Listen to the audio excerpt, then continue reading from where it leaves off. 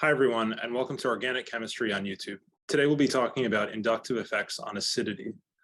The basics: inductive effects involve a delocalization of electrons through sigma bonds. You can think about these electrons as being pulled through sigma bonds. This is most often caused by electronegative elements. So some examples of these are fluorine, chlorine, and oxygen.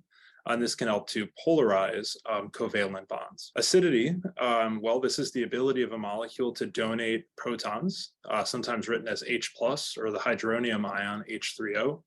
And acidity itself is an expression of equilibrium. So we have an equilibrium acidity constant Ka, which is equal to the concentration of the conjugate base, A-, over the concentration of the acid itself, and an equilibrium expression for this reaction. So let's do an example. Let's compare a series of acids. I'm going to start with acetic acid, one really common acid that you can actually buy in a grocery store. This is acetic acid, which is also known as vinegar. Okay, so for this example, I'm going to show a series of acetic acids. Acetic acid is one you can actually buy at the grocery store. It's known more commonly as vinegar. And here's the molecular structure.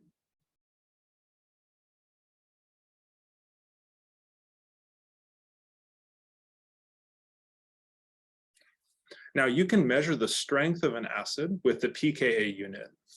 The pKa of acetic acid is 4.76. The P in the pKa, the negative log of the Ka. So the Ka that I showed earlier is related to the Ka by just taking the negative log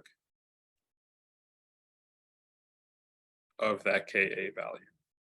So the pK is a much more accessible unit than the usual equilibrium constant for acetic acid, which is 1.8 times 10 to the minus fifth. It's just a lot more intuitive, I think. The 4.76 is referring to the acidity of this acid, which this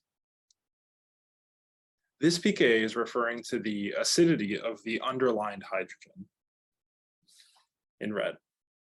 This one is the more acidic hydrogen over the alternative, which is one of these hydrogens, which are double underlined in green. So the reasons of why that is are going to be clear in this episode and the next one. But for now, suffice it to say that we're going to compare each of these different acidities based on that carboxyl hydrogen. So now we're going to introduce an inductive effect. And that inductive effect will be to replace one of the hydrogens on the methyl group with a chlorine. When we do that, the pKa goes down. The pKa of this molecule is 2.8. That's a pretty substantial decrease. That's about 100 times more acidic by adding a single chlorine.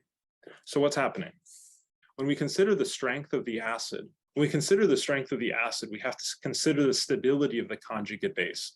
I say this a lot in class, and this is a good reminder of this exact thing. When we consider the stability of the conjugate base, we're thinking about how stable is this A-.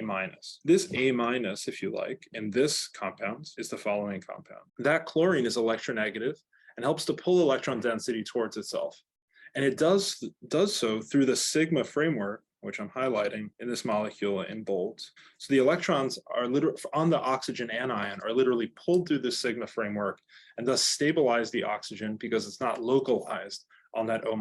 Remember, in organic chemistry, we're trying to avoid localization of charge. Let's consider another one. How about dichloroacetic acid? So what do you think happens here? Go ahead and pause the video, make a hypothesis, and then check once you're ready.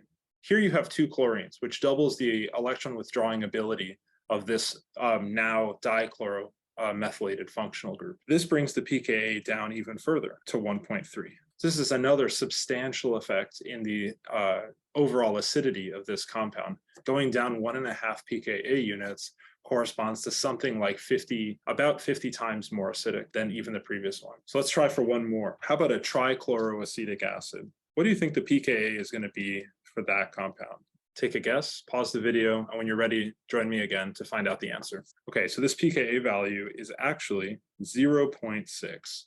This is another big drop in acidity. And overall, you can see through this trend, right, this series of molecules, that there is about 4 pKa unit drop, which corresponds to about a 10,000-fold increase in the acidity of this compound. What do you think would happen to the pKa for this molecule, trifluoroacetic acid? Here the pKa goes down even further to 0.52. representing an even further decrease in this pK. So why is that happening? Again, we're forming the same carboxylate anion, but now that anion can be stabilized by 3 fluorines, which can be compared directly to the trichloroacetic acid, but the pK is lower in the trifluoroacetic acid. Okay, so now onto the exceptions section. Like with the earlier episodes, there aren't too many exceptions at this stage in the course. So when comparing the strengths of different acids, it's important to take into consideration multiple effects that could be going on. One of those is inductive effects. Next, we're going to learn about resonance effects and even more from there.